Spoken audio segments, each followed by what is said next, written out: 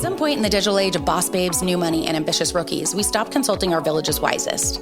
Women have been the heartbeat of the world within their respective communities, workforces, and families since the dawn of time. They are the magic makers, the peacemakers, and the ass kickers. Let's celebrate them with the Matriarchy Party. Good morning, everyone, and welcome back to the Matriarchy Party podcast. Wow, have a treat for you. Have I got a treat for you? Here at the party, we have none other than the very cool, very talented, very brilliant influencer marketing strategist, Sarabeth Oppliger. She specializes in the film and entertainment space, and in her 8 years working with the content creator industry, she's developed campaigns for the world of DC, Crazy Rich Asians, Dune, the Wizarding World franchise, A Star is Born, The Batman, Detective Pikachu, and more recently, The Hunger Games. We got to work together on that one. How fun. The Saw franchise, John Wick, and the upcoming Borderlands film. That looks so good. She's partnered with top creators like Lily Singh, Mr. Beast, Dude with Sign, Dylan Mulvaney, Pokimane, Teffy, Tube Girl, and beyond. What a woman. Sarabeth's background in studying journalism in college and growing up alongside the developing digital space created the perfect springboard for a career in the Wild West that is now called influencer marketing. After a 5-year tenure building the influencer marketing division at Warner Brothers Pictures, Sarabeth put her love of storytelling and human connection into her own influencer marketing company, the Monstera Digital, where she helps brands build influencer marketing strategies and develop key creator partnerships for their campaigns. Outside of work, Sarabeth is mother. Sorry, I am way too old. I do not know the lingo. Sarabeth is mother to several plants and several cats, loves to eat her way around Los Angeles, and never skips an opportunity to travel somewhere new. Usually I find you in faraway lands, not even just the states that we live in. But welcome to the podcast, Sarabeth. Thank you so much for having me. I'm so excited to be here. You know, I'm like a huge fan of you. Oh my gosh. Just in general. I'm a fan of everything you do. This is so fun. We basically really eased into our pressing play of recording because we were just chatting about everything and nothing, like always, every time I see you. Everything. What a delight. It's endless. I know. Thanks for having me. I mean, welcome back to reality. You've been on a glorious trip to the mouse's house. I know, the big mouse. I know. It was a good little getaway. I mean, it's really hard to take time away, as you know. And it's never a good time. Because we left our 9 to 5s just to work 24/7. Yeah. Well, and then in this industry and social media, it never sleeps. You're always needed, which is a great problem to have. Cannot complain. Love that. But I got to take those breaks. So I took a little getaway to be an adult child for a week. So now I'm back. I need to do that. I don't know if I've taken a personal trip. For that long of time, for a while. Usually I'm always logging on. So that is beautiful. I am so happy. It was great to follow along on the social media. Do you feel like you have to post because we live on the World Wide Web? Do you feel like you owe it to your adoring fans? I mean, because you're a content creator yourself, crazy. But sometimes I feel like turning off means turning off, but I'm like, oh, but I still like doing it. But when your hobby and your business is this overlap, it feels sometimes stressful. No, you don't feel the pressure? Yeah. No, it's such a complicated feeling. I honestly battle with it every day because and I loved social media before I started doing it as a job. So it's become a job throughout the years. So it's kind of an interesting balance. I love to share my life. The reason I love the internet so much is because of the connections and to be able to find people that really love the same things that you love and geek out about them. Is connections. Yeah, totally. Yeah. And people love to see me at Disney. They do. So give the people what they want. I was like, let me feed you. Let me just, you know what? I will bless your feeds. I love that. Yeah. So, but I don't take it too seriously. I don't really consider myself a content creator by any means. I'm really lazy about it. I'll take a picture, I'll post it. Sometimes I'll do a video, but if I take it too seriously, it will never get done. It will never get posted. I so relate to that because I feel I too was just such a fan of the interwebs. I mean, I feel like how it's no surprise where we ended up taking our careers and our businesses.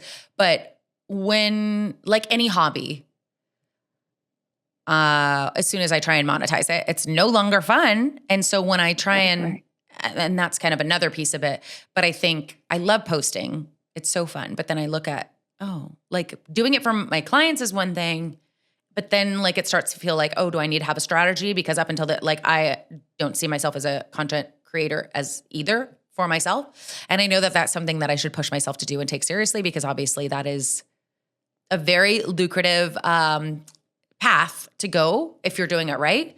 But I'm like, oh, I don't know. I think I would get burnt out. Like it has to be, you have to be on all the time. And I live in the space of like giving 2000% or burnout and need to lay flat and have to turn off the interwebs. So all of that to say, the pressure to post, I try not to live in that spot of like, oh, I have to and be hitting these, because I'm like, I am not the client. I am not trying to build that. But then I do feel a pressure of, but I probably should be better at that.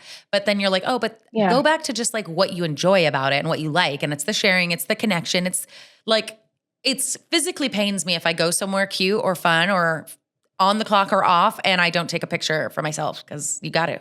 It's like for the memes. It's your digital scrapbook. Exactly. Exactly. It's a digital scrapbook, and it's meant to be fun. The creation of these apps was to have fun and to create, and they've changed, and now everything's monetized and the big businesses, but the core of them is meant to be fun, and it's meant to be playful. And you're so right. Like if it's a hobby, once you start monetizing the hobby, it can become no longer as enjoyable. But don't get too in your head about it. I have a lot of creator friends, obviously working in this space for so long. And a lot of them do come to me, and like, especially during the pandemic, that was really, really hard. Yeah. Like, where do we create more content if we're just stuck in our house? Like, how can we figure out how to make something new and interesting and keep our audience engaged when we're trapped in these four walls? And I had so many creators talking to me about how they just didn't feel inspired about what they were creating anymore, because they felt like they were battling uphill against this algorithm. Yeah. And my advice is always, the audience will come, the algorithm will always frustrate you. It will always change. You can't anticipate it. But if you are making what is authentic to you as a creator and as a brand, the audience will always find you. And that's kind of the magic with TikTok coming on, and now everyone has the chance to be viral. Virality is up for grabs on TikTok. That's also the addictive part of it, because it's like gambling, like which piece of content is actually going to get like overnight, like 300,000 views. But so true. Anyways, my advice is always like, keep it fun, keep it authentic. Don't take it too seriously. There's so much to look out there. There's so many videos, there's so many photos, like just make what is for you, because someone that's will what's going to resonate. Yeah. You don't need to be everything for everyone, like in any facet of your life. Like you don't have to just keep producing, just generating in a way that appeals to everyone. It's like, you're just, it doesn't matter. You're not going to connect with everyone. You don't have to be liked by everyone. The older you get, I feel like that becomes more, oh yeah, I need to do me and love myself and be comfortable in my own skin. It doesn't need to be like, I don't need to be perfect for everyone. Recovering people pleaser, but that is such good advice, because I think all of these started as, of course, business owners and now billionaires who have launched these. We know that there's a foundation, a little string of, it was always meant to generate income for them and now the users. But I think keeping, like anything, if it's not fun, why are you doing it? Like I want to live in the place where I'm like still enjoying it. And like, so I wouldn't post at all. I think that if I was obligated to do it, because then I think that's probably just being a little neurospicy. If you're going to tell me I have to do it, I'm resisting against it. But the podcast is called Matriarchy Party.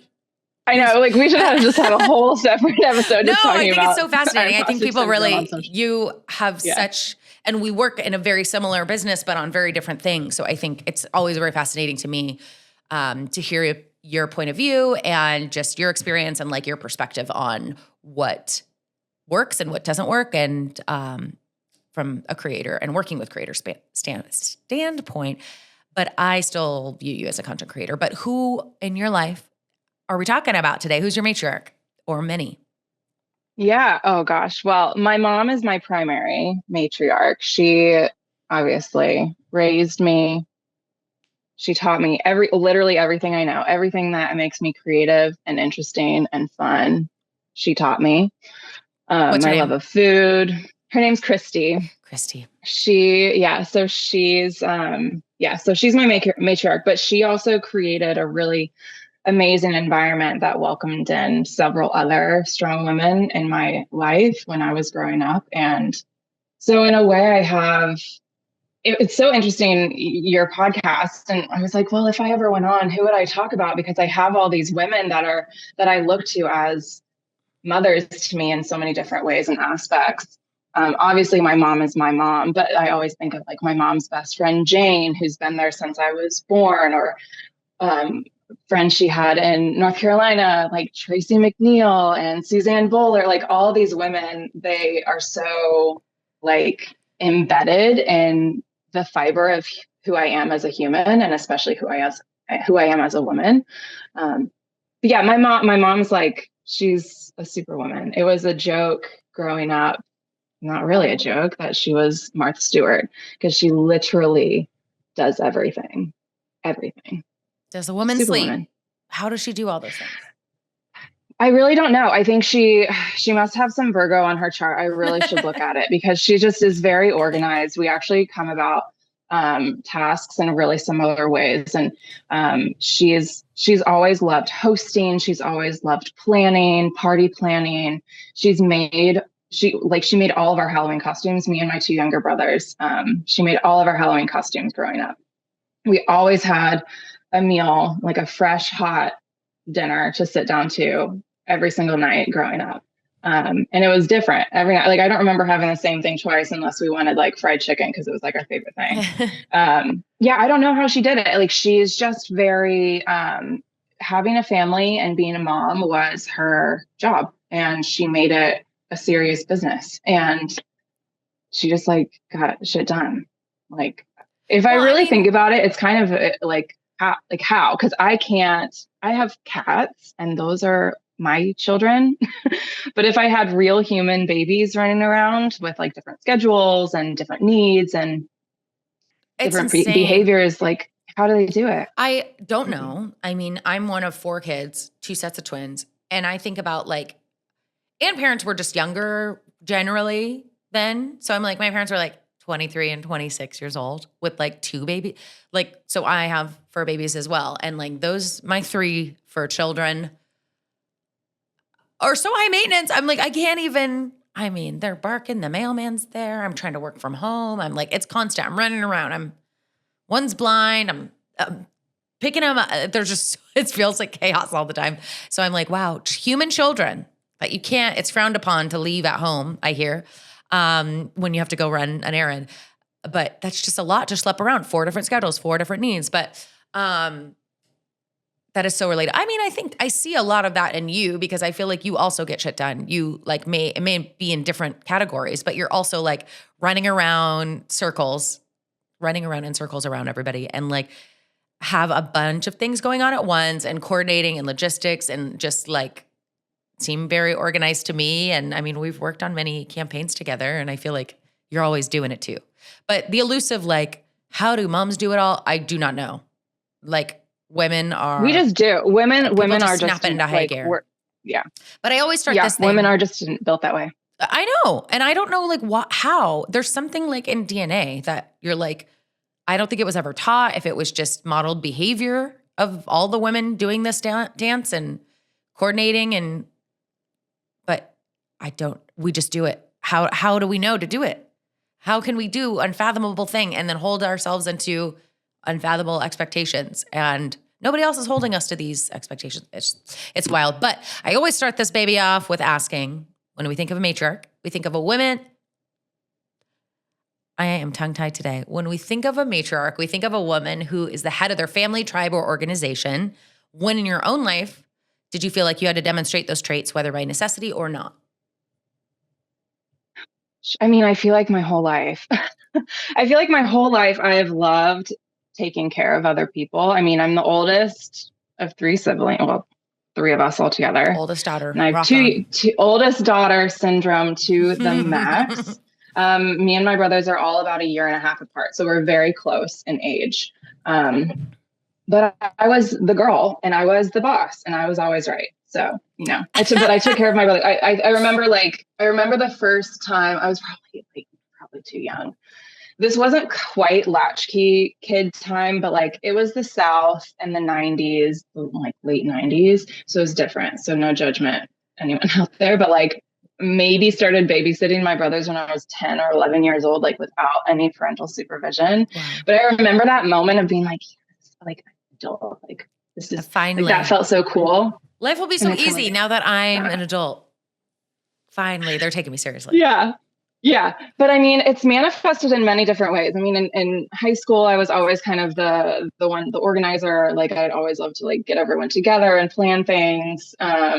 Like taking care of other people has just really come up a lot in my work now, especially in the content creator space. And I feel really responsible for making sure they feel comfortable and like well taken care of at events or in our campaigns and our partnerships. So yeah, I think it's just like, honestly, like a part of me is that nurturing kind of mother matriarchy leadership element. It's just like a part of life for me now. Like definitely eldest daughter related. I don't know what it is. And I don't know if I even clocked that. But like as soon as that started becoming a TikTok algorithm that was getting served to me, I was like, wow, there are more of these? There are more of me's? That's just... And you're just a little boss. And that's not a bad word. It's just like from when you're just a little girl and like know exactly what you want and how you're going to get it and how you're going to get your younger siblings to just follow you around and do what you say. I don't know. It's just from a young age. Yeah. That is so funny. It's true. It's true. Do you feel like there were like specific examples of defining moments and being a matriarch through that other than being 10 and ringleading? Oh my gosh. The biggest thing that comes up, and I can't even believe I'm telling this story because this is a part of my life I honestly try and never mention because it's so not, if you know me now, you would never guess that I was in a sorority in college, but I was. Which one? For a very brief moment. So I was in Tri Delta at the University of Oregon. You know, I have this tattoo that's like, people ask me if I'm a Tri-Delt. And it's like, because me and my high school best friends called ourselves the tripod. So we got these, found it on Pinterest, but I get asked all the time. And I wasn't anyway. So Tri-Delt, go ahead. You're like an honorary Tri-Delt. Yeah, I guess. With your tattoo. It feels right. Yeah, so I was in Tri Delta. And I was probably in for like not even 2 years. It just ended up not being for me. All that aside, when I was in it, I was really great at it. And they ended up nominating me as new member educator, which is basically the person who teaches the next, I don't even remember any of the terminology from Greek life anymore. So I'm like, sure. But like the newly inducted group. Like the new class. Like freshmen. The freshmen. So I was a part of like sharing the history of the chapter with all of them. And so that was very much a matriarchal position because I'm kind of the first and direct person connected to the chapter. And, they would call me and text me and ask questions about the sorority, but then also about like being in college and dating. Like I was just kind of the go-to welcome wagon there, huh? For them. Yeah. And I really loved it. It was a lot to balance when you're a junior in college and like trying to graduate on time, but it was really rewarding. I mean, it's really nice to be able to help other people and especially like helping other women. I think that's really, it's cool when you can do that. So yeah, it was fun. It was fun to be able to do that for a while. I mean, with that side, like obviously like the bossiness comes out, everyone has to be on time. And if people were late, there were repercussions for that. If they weren't, there was a little bit of homework and like studying they had to do. So like I had to kind of, run a tight ship, crack the whip. But like, I had to like make sure that everyone stay on was top of it, going to class. And it's a reflection of the group. Yeah, exactly. That is so funny. I would not have pinned you as being in a sorority. However, I feel like there are so many great things about I love any chance for a sisterhood. I went to a college that was not like a traditional school in a way that we didn't have those. So I feel like I probably totally would have been too, which I guess is less surprising because I'm a little bit more like, I don't know. I present very, I don't know. I was also a cheerleader, maybe like the stereotypical sorority person. I feel, I don't know. You have the personality, like the outward personality that thrives in those sort of but environments. I can see how you, that also doesn't surprise me at all. Like it's surprising because I'm like, really? I didn't know that fact about you. But like, I feel like supporting women, also like ushering in the new generation and like staying on top of things. Again, like I see you as an organized ringleader. So that totally makes sense. I love that. What do you think over the course of in your teens, your 20s to now, like success has looked like throughout the years? And like, how has it differed and evolved since you've gotten a little older? It's honestly been, I think about this question a lot. I also listen to like a lot of female entrepreneurial podcasts, and they talk about this a lot. I think up until recently, success for me has honestly been financial stability. It took a really long time for me to get in a place where I felt like I had really strong footing in my finances. I didn't really have a lot of guidance with my money kind of growing up, and had a couple situations that put me in like quite a bit of debt. And then I had my student loans, obviously, coming out of college. So until I've really started, and it was, I would say maybe only the past 2 or 3 years, success was very like monetarily rooted. But now I think success is time and having my own time. And just having time, and however I want to spend that. Is that me being lazy in front of the TV for an hour, or is that me taking a 4-hour hike? Just having the flexibility to choose and have my time is success to me. It's the ultimate. That's money. Yeah. Like, it's greater of the greatest value. It's like your biggest commodity, I guess is what I'm trying to say. I think for sure, as starting to work for yourself, as much as like there's always something to get done and you are the one wearing all the hats, being able to have that flexibility and balance where you're not on calls ideally for 12 hours a day anymore, and being able to be, I'm going to take a 3-hour block to go and just take care of myself because what I need right now is a nap or a hike or just to be offline for a little bit and block out my calendar, and then I'll work in the night, or I'll catch. You have the flexibility and freedom to kind of do your work when you need to get it done, on when it makes most sense. But that is so true. You just paid off your student loans, right? I think I saw. I did. Yeah, I did. So just exciting. A year ago. Yeah. That is. You should feel so proud. I feel like I was talking to somebody, probably my husband, about like you're 18 and you're signing up for $100,000 of student loan debt, and you're like, how hard can it be? By 25, I'll have these paid off, because you have no idea. Like, interest was not explained to me at all. And I also was very stubborn and only wanting to apply for one school, didn't care how much it cost. I wanted to go there. I knew it. And college was the option kind of instilled in me and my siblings. That was the path. So, but I could have definitely went to like a state school, looking back now, not using my degree necessarily. But that is my goal for the year. I'm going to pay off my student loans. I've decided so, but I was just like very, wow, I'm so proud of you when you did that, because it's huge. That's a lot. And just like a monkey on your back, I guess, of sorts, of just something looming for a decade or so. Oh yeah. I believe in you. You can do it.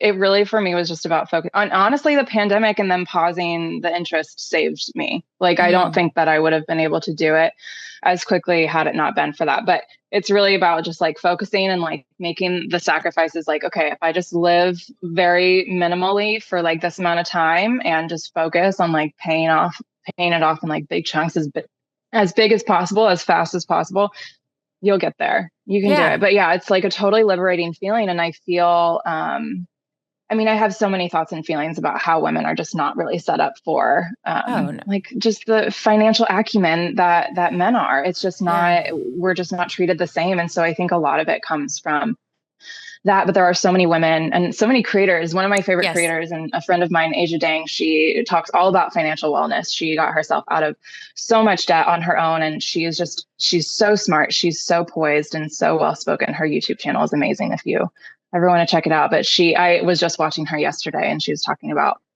like different ways of investing and different ways of budgeting. And there's so many women out there that want to teach. Again, this is why I love the internet, because it's information is free and you can, you find anybody out there that's talking about exactly what you are looking for info on. It's right. Any so topic I need honestly to know, I'm like searching it in TikTok and figuring out like somebody's going to teach me how do to the do same this. thing. Like, I'm like, oh, what protein packed foods do I need to buy at Costco? Like there's a creator or 100 million for that. Or like, I want to learn this skill, or what's the best way to clean my mouth guard? That's not buying something on TikTok shop. I don't know, but like anything I need to know.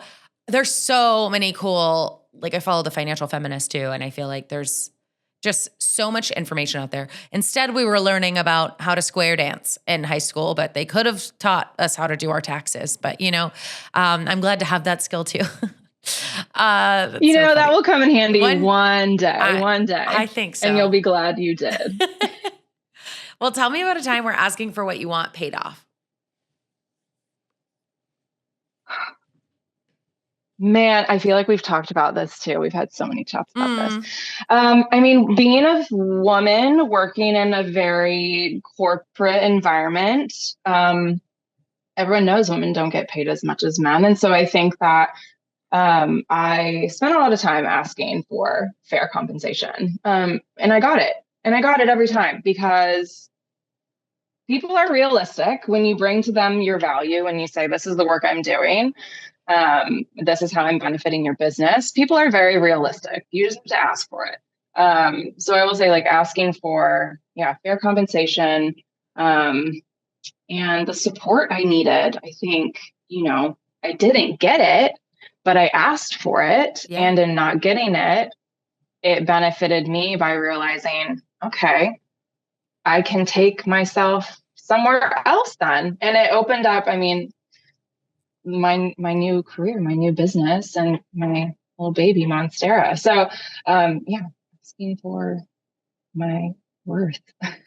Well, to be paid for what I'm worth. Especially with your own business now, I feel like you're ripping that Band-Aid off constantly, asking like for new business partners, for new campaigns, for your rate. And I mean, it's happening all the time. So it's great practice. All the time. But it doesn't get like less uncomfortable, I guess, because you're like, okay, I know my worth, no pun intended, but it's still having to kind of like get on a soapbox and sing your song and dance of why you should be demanding X, Y, or Z, or why this makes awkward. Sense. It's awkward. Yeah, you're just like, listen, awkward. Just give me what I want. I don't want to have to ask for it. But every time you do, it's like almost like, I don't know, 80% of the time you get what you want. So wouldn't you rather just put a bug in their ear for the thing you want, even if it's not the right time? But right, exactly. And I mean, my male colleagues weren't feeling awkward asking for it. So what is it about us? Or applying for the things that they're not qualified for? Come on. Oh my gosh, it's constantly amazing. It's the year of being Delulu. I think like the little Delulu is why not? Because if they say no, then okay, now you know. And it wasn't this that's helpful too. Yeah. Because then you see, okay, that's where they see me. That's how they're valuing me. And you can take that information. It's really powerful. And you can take that however you want. The greatest gift to know that, oh, I'm irreplaceable. Or, oh, you're not prioritizing supporting me right now. Like, thank you. Next. But, let's get in to talking about your matriarchs. So primarily your mom, did she grow up working in the home? Did she also work outside of the home? Well, it sounded like it because you were taking care of your brothers at 10 years old, you kind of alluded to, but Tell me about Just for growing up as- babysitting, just for babysitting. No, my mom, as soon as my mom got pregnant with, so my parents met when they were working in retail. They both had these really great like fashion merchandising retail backgrounds. They worked at Bullock's in the Valley in LA. It doesn't exist anymore. But they ended up getting married and they moved to New York, and, you know, New York fashion hub. Like, I think it was going to be pretty impactful for both of them to be there. And then my mom got pregnant with me, and then they moved back to California, and she kind of put her career on the sidelines and decided to just be a full-time, like, stay-at-home mom and caretaker. And then, you know, my brother Cole came along, and then my youngest brother Clark came along. And so with the three of us, I don't think it ever crossed her mind that she wanted to go back to, you know, a 9-to-5 job. But like I said, like, she does everything, and being idle is not in her blood, nor is it in mine. So she always had something going on. Like, if it wasn't the Halloween costumes, it was. Did she like make all of your Halloween throwing costumes? Parties, every single one of them. Like, no matter what we wanted, she always made everything. And yeah, I wish I could fit into some of the princess dresses she made me, because they're like, oh my god, so much better than Disney quality. What talent. Amazing. So she was always doing something. And then we moved around a little bit when I was younger. My dad ended up starting like work in the furniture business, and this is really boring, but like lumber is really big in North Carolina. And so we moved to North Carolina, and my mom didn't have roots there. She didn't have friends there. And so she started this club called Pekino, which wasn't a new thing. I've never even played the game. I don't even think she and her friends ever played the game, but it was the Pekino Club. It was poker and bingo. And it was all women, just women. The husbands were not invited. Was this the 90s? So this was the 90s and the early 2000s. Love it. Yeah. Cool. Yeah. So like prime time. Yeah. Martha Stewart was very hot. Yes. But like once a month they would get together and they would drink and eat, and my mom would organize it. So everything would have a theme. Like, every time would be like a different theme, and someone would host it and someone else would bring food, and then there would be some sort of activity, like absolutely bananas. Like, so much time and attention went into it. But then this became like, the dinner party thing became more of like just a network of women. And so birthday parties, it was the same group of women. They ended up having like a throwback prom night with all of them. And then the husbands were invited for those things. But then they would have like Valentine's dinners. My parents were obsessed with throwing Cinco de Mayo parties. Like, I grow up remembering eating so many rolled tacos and so much guacamole. But yeah, my mom would make all of the food for the stuff, like for hundreds of people. And we would basically open up the neighborhood and everyone would come over. My dad and his friends would play music in the backyard. How like, fun. just crazy, like so fun and so social. But yeah, so I always had access. The Pekino crew were also like very prevalent then, like, because would you be able to go to their like meeting? Was it all in the house every time they did it?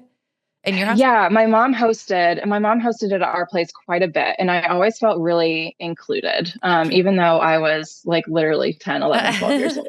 And these women were probably like, I don't know, 30s, 40s, which is so weird to think about now. Like, they would have been kind of around our age. Yeah, that's so strange. Like, just imagine like hanging out with like a little 10 or 11-year-old when you're getting all boozed up and like getting your nails done or something.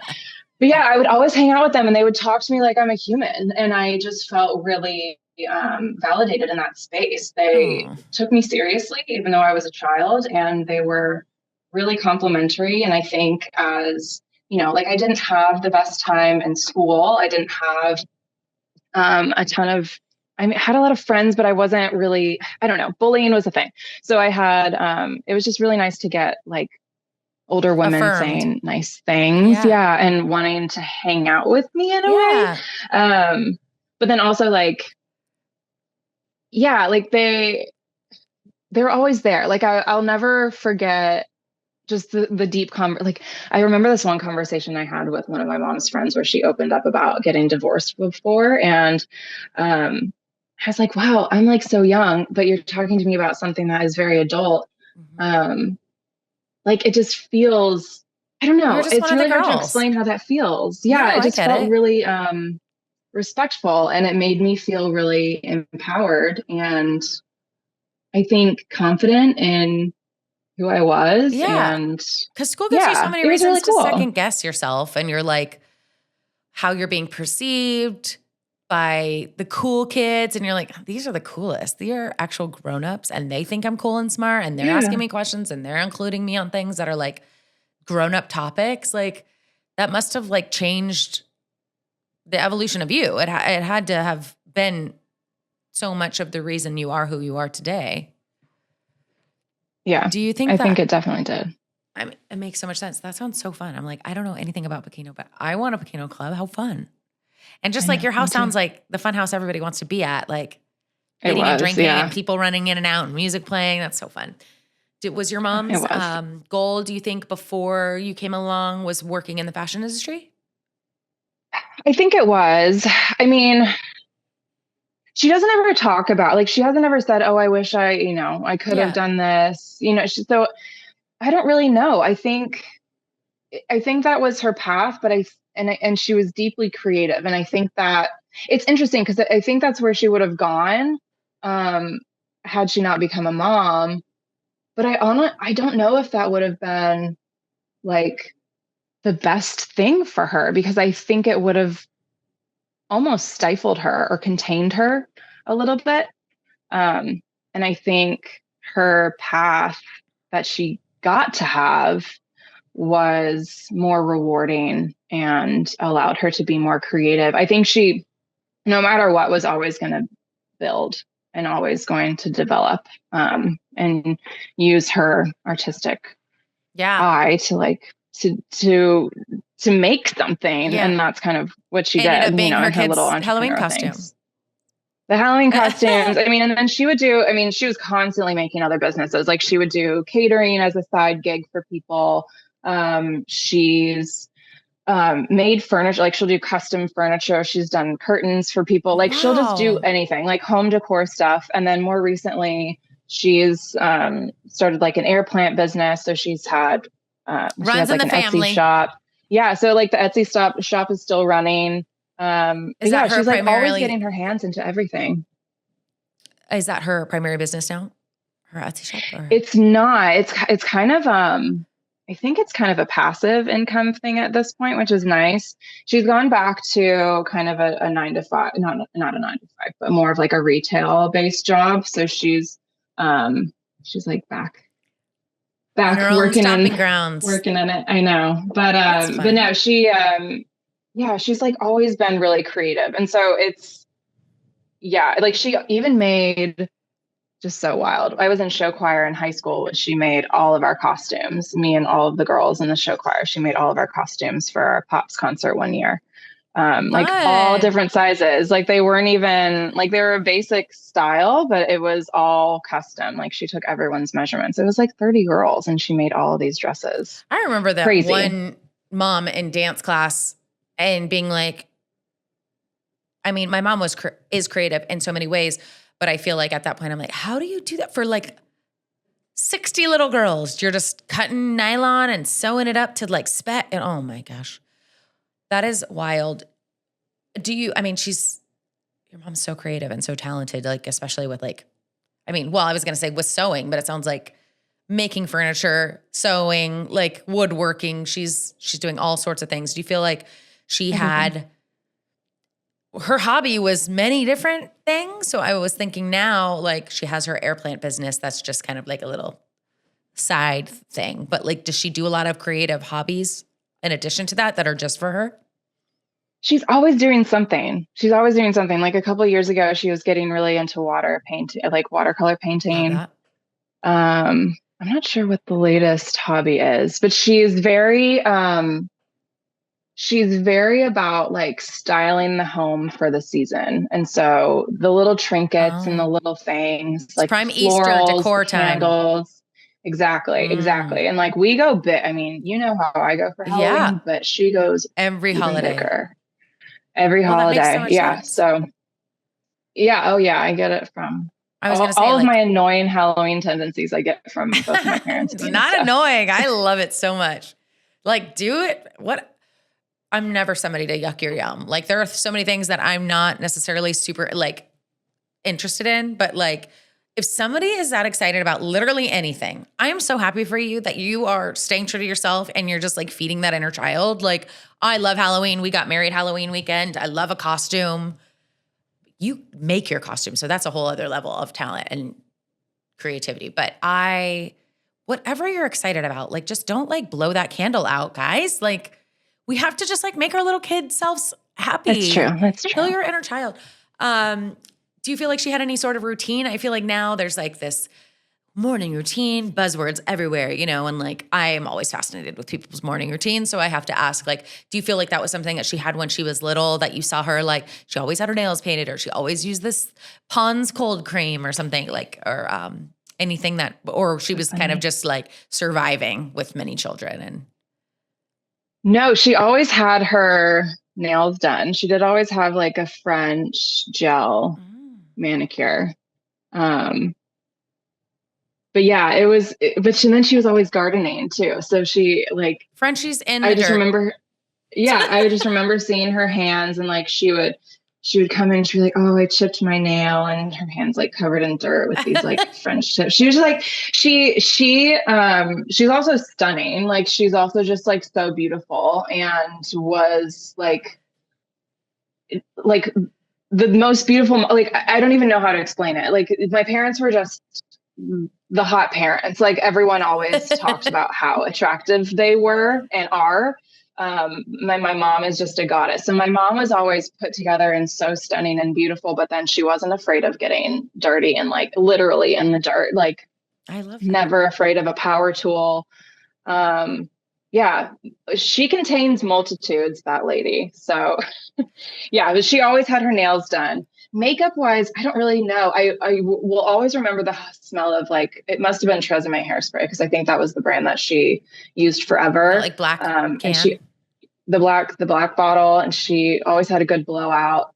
So I will remember that scent forever. But perfume, she wasn't really big on perfume.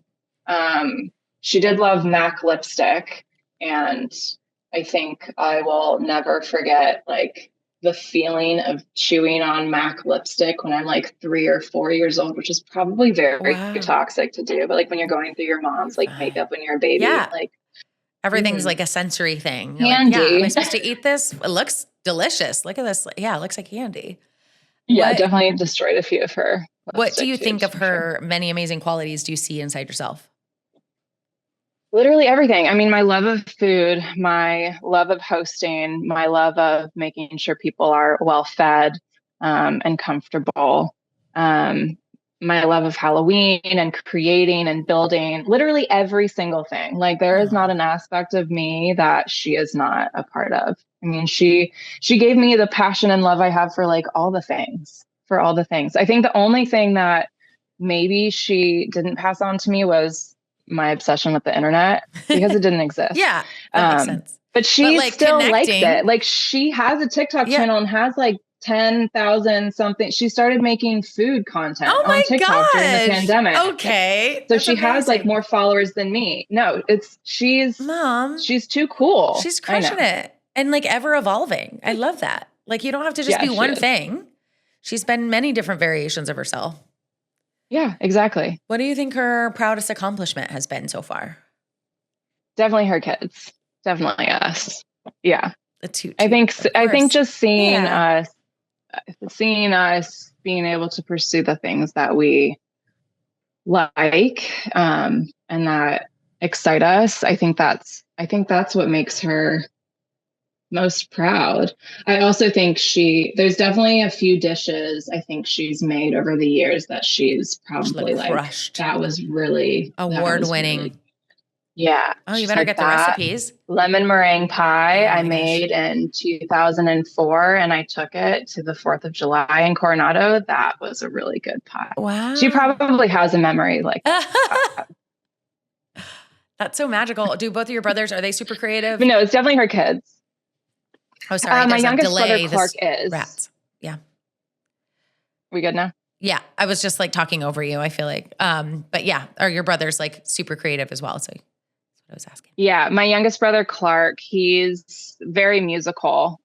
So he's been pursuing like a music career. My brother Cole is the smart one. So he's an aerospace engineer, which I think is its own. You're all smart, creative first of all. I'm going to stop you right there. He's just a more like traditionally like he's studious. Like extra. Yeah. Okay. Yes. More studious. Right. Yeah. He's good in that setting. But yeah, so I think we're all very creative, in your own our own ways. Yeah. Yeah. Yeah. What do you admire most about your mom? So many things. I mean, I think her resilience, and yeah, the resilience, I think, and her way she's been able to adapt and really like, she's just such a chameleon. And I think just like you said, she's been able to kind of reinvent herself and her life many times and is not ever stuck, in like one path of thinking, and isn't afraid to take a risk and take a chance on something that's different. Yeah, she's just really, really resilient and just really, really strong. It's pretty impressive considering everything that considering she didn't have the internet to reference for everything that she's doing. Like, no kidding. That's amazing. No kidding. It feels like everything that she pursued came out like a smashing success too. Like, do you ever remember like burning a meal or anything, or like, oh, that costume, like she had to end up buying one because it didn't work out, or she just always figured it out? Never. Always figured it out, which I think is also a really interesting trait. Like, don't give up until you figure it. It's like not a throw in the towel if it doesn't work out the first time. Like, just try a different route. Yeah. I mean, I'm sure there were burnt meals. I'm sure there were things that she created and delivered that she wasn't happy with, but I don't notice those things. We don't notice those things. Yeah, she's just very, very high accomplishment and delivery rate. That sounds which I have too. Yeah. I love that. I mean, it makes sense. Yeah. You were so much of her. Yeah. All of her. Very much.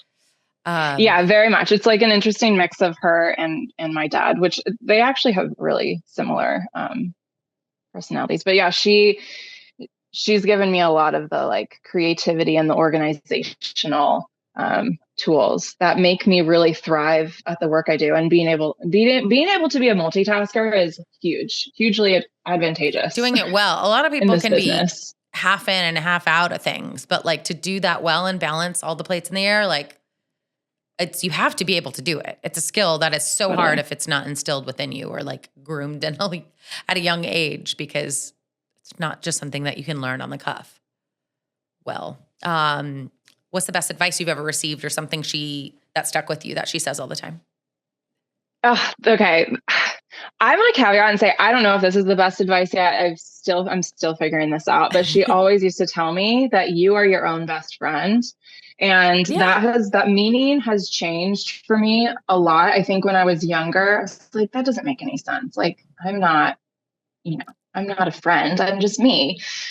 But I think what the intention of that is that I don't need other people to validate me and myself and the way I appreciate myself. And I don't need to depend on others to like tell me that I'm okay.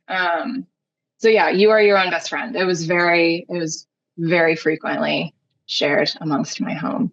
But yeah, I mean, I think the jury's still out on that one, because I think there's a caveat with that, because I do think you need community. I think you do need relationships. And I do think relationships take investing and effort.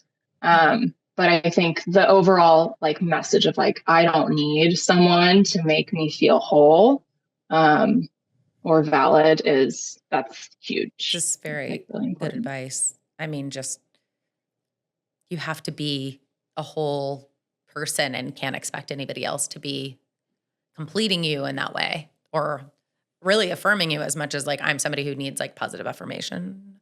But I think you have to give yourself that love and grace and compliments. And I feel like that is such good advice that, I mean, you learned so early. I love it. Okay, I have some rapid fire. I would say so. Yeah. This delay is so funny. I'm like, is there a song, beauty tip, piece of jewelry, like an accessory, a handbag that makes you think of her? I wouldn't say a song. I mean, there's a couple songs that come up. She has an obsession with Elvis Costello, the singer. This has been more than half of my life. She's talked about this man and played his music. And it's like, it's beyond an obsession. That's so cute. It's beyond an obsession. Like, okay, can I tell you the story? Yes. She and her best friend, Jane, I mentioned before, they went to go see Elvis Costello in Georgia. He played in Athens, Georgia. They figured out what hotel he was staying at. They stayed at the same one he stayed at. And then the day after the show, the morning after, they like lingered outside his hotel room, waited for like it to be empty, and like somehow snuck in and like stole a water bottle, just like took all the little things that they'd left behind after checking out. So she still to this day has this, I think it's an Evian water bottle, and the water at this point, it's probably like evaporated, but she saved it. She's like, this has Elvis's DNA. I'm keeping this. She's bananas. She's true fangirl. I love it. She's such a fangirl. But yeah, no, she loves Elvis. We went to go see him not even a year ago, together. How so nice. Anything Elvis Costello makes me think of her. Wow. You know what? Shoot your shot. Ask for what you want. I know. You never know. I feel like we won't recommend that working in our industry. Like, no, don't do that. Probably don't do that. But I love, it was a different time. And it wasn't like stalking him. Time. It was just like, you know what? This water bottle that's left over that somebody paid for in advance, or, whatever, just like take. It was totally innocent. Totally innocent. That's so sweet. Oh, I love it. I mean, a lot of people think of doing that. That is just got some balls. I love it. What is one word to describe her? Resilient. I know I said before, but she's so resilient. That is a common theme of the words people choose. Moms. Yeah. I don't know if I've never asked anybody about like one word to describe their dad, but would it be maybe? I don't know. I feel like every woman, resilient. Not to say dads aren't too, but I just think like a different skill set. Like, what is it about women again that like they can do the impossible? Just saying. When's the last time you did something for fun, just for fun, not work? Well, I think I know the answer. And when's the last time your mom did, do you think? Yeah, I just got back from Disney World. That was definitely phones off. I deleted my email app off my phone for the first time. I'd never been able to do that in my whole career. Isn't that crazy? Yeah, so that was great. The last time my mom did something for fun, just for fun. I feel like she's pretty good about it. I mean, I'll see her, she lives in San Diego, so she's not too far from me, and we'll text pretty frequently, but we're not always keeping up. But I'll see her post on social. She'll grab like a burrito and some tacos and go sit on the beach, and she just loves that. It's such a simple thing, and she loves to do that. But I think like for real fun, honestly, probably with me. I think when we went to go see Stevie Nicks in December, that was probably like the last time we really just did something for fun. We had John and Vinny's before, and then we partied it up with Stevie. And it was her first time seeing her, so it was like really special. That is magical. That's a core memory. Yeah. I love that. It was. Do you think it's possible to do it all? And do you think that your mom does?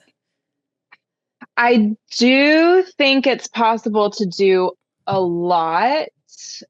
I do think it's possible to do it all, but you will hit burnout. I think my mom did a lot, but she was supported and amplified by the other women that were around her. Like I said, that network, I think, was essential for her, even at the bare minimum, like her emotional like well-being, and just having that support system of like really kick-ass, really smart, funny women that she could call and just like talk the shit with. I think that was she did everything, but that made her be able to thrive in that. Yeah, she totally did everything. She did everything for us. Moms. Or where would we be without them? Moms. Final question. If you could say anything to your matriarch, what would it be? Can we call her? We can't call her. She's at work. Oh, okay. But what I would tell her is she did a really good job, and I think she should feel proud of it.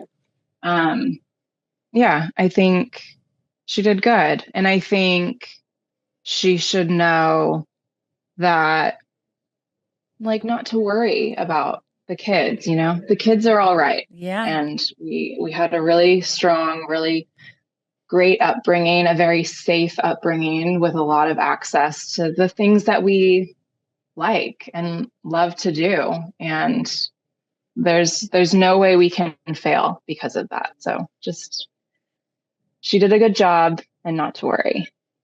Thanks for the love and support and fun. Yeah, so much fun. Literally so much fun.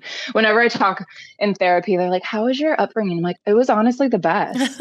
and then I'll cry about it because I miss so it. Good. Yeah, and it was different. Also it was different before social media. Mm-hmm. We got snow days and we would get to go sled. We would walk to school. We would walk around on the weekends, not on our phones. We had everything. It was just different. It was different back then. It'll never be like but yeah, that again. I was very privileged. Yeah, That's so magical. It will never be. I just remember very, very lucky. Space to get bored and so much creativity came out of it. I was making collages and Mod Podging and painting and then, going on walks or skateboarding to the corner store to get candy. It's just, I don't know, maybe touching grass, man. Touching grass is good for you. Building forts. I hope whenever we see kids playing touching grass in our neighborhood, I was like, oh, kids being kids. This is so cool. Yeah. I love it. Because I think the older I get and the more that I talk to parents and grandparents and just people older than me, then I'm like, everybody feels 16 years old with a different shell. I think we're all somewhere inside of you is still just that, I don't know, insecure, figuring it out, little kid. But then the shell got older. Cause all the time I'm looking around, I was like, oh my gosh, Sanford and I were talking, we're we're the grownups. I'm closer to 40 than I am 15 and we're the grownups now.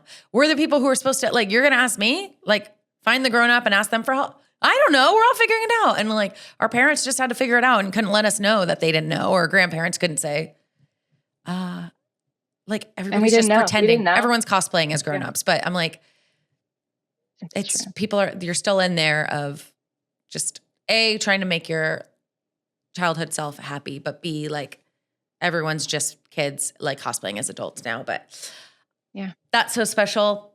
Well, I'm just so grateful for your mom because so much of what I love about you is because of her. And now we have to start up a Kino group. That's all there is to it. Honestly, I'm ready. I keep saying, until I have a house, I'm waiting to get a house and I can start hosting these things. But yeah, maybe we just need to start it now. We'll just have a virtual one, which I'm oh gosh, that brings me back to 2020, virtual happy hour. But still, I'm okay, I guess we'll research what it is on TikTok. Probably we're gonna bring bring Pekina back. Yeah. We're gonna make it cool. We're gonna make it cool for the next gen. That's right. Well, I really appreciate your time. I know you're so busy. Thank you for spending your morning with me, and I just love you so much and admire you so much. Thank you so much. Oh, thanks so much for having me. You are an absolute angel, and getting to talk to you anytime is such a joy, but I feel so honored to have been invited to chat with you about my mom and these lovely matriarchs that really did it all.